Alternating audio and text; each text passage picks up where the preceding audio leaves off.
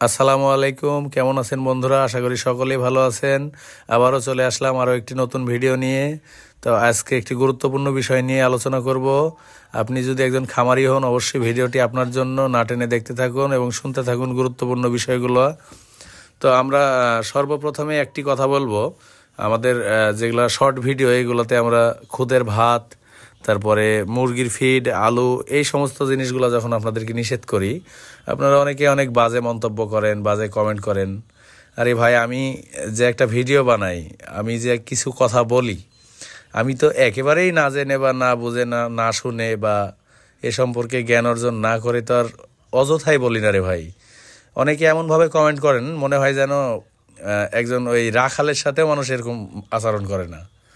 তো যাই হোক, আমার ভিডিও যে আপনাদেরকে দেখতেই হবে বা আপনাকে দেখতেই হবে স্পেশালি, এরকম তো না। আমার অনেক সম্মানিত অডিয়েন্স আছে, দু একজন যদি না থাকে বা দু একজন যদি না দেখে আমার ভিডিও, হয়তো খুব একটা ক্ষতি আমার হবে না, আশা রাখছি। আর এরকমও বিষয় না যে ভিডিও আপনি দেখবেন তবে আমার মুখে ভাত উঠবে, না দেখলে উঠবে না, এরকমটাও কিন্তু না। ভিডিও বানাই, এটা আমার একটা বলতে পারেন নেশা, পেশা বা শখ বা যাই বলেন। তো আমি বানাই, যদি আপনাদের এতটুকু উপকার হয় জানাবেন, উপকার যদি না হয় প্রয়োজন নাই, ডিসলাইক করে দিবেন। কিন্তু আজে বাজে কমেন্ট, বাজে বাজে কথাবার্তা, মানে বারবার উল্টাপাল্টা কথাবার্তা বলে আপনারা মানে কি পরিচয় দেন?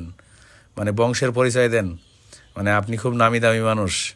আরে ভাই, মানুষের ব্যবহারই বংশের পরিচয়। আপনি একটা অকথ্য ভাষায় কথা বললেন আর আপনি খুব একেবারে হ্যাডাম হয়ে গেলেন। এগুলা হ্যাডাম চলে না ভাই পৃথিবীতে।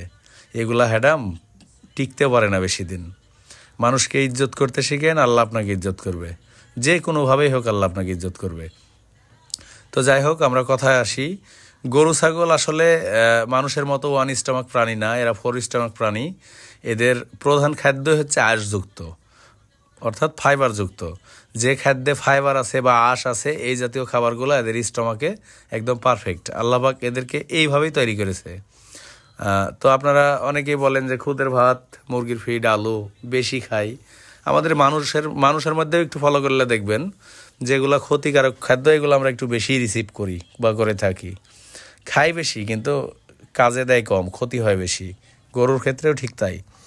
আপনি ফোর স্টমাক প্রাণীকে ওয়ান স্টমাক প্রাণীর নরম খাবার দিবেন, এটা ওর স্টমাকের জন্য অবশ্যই প্রযোজ্য না।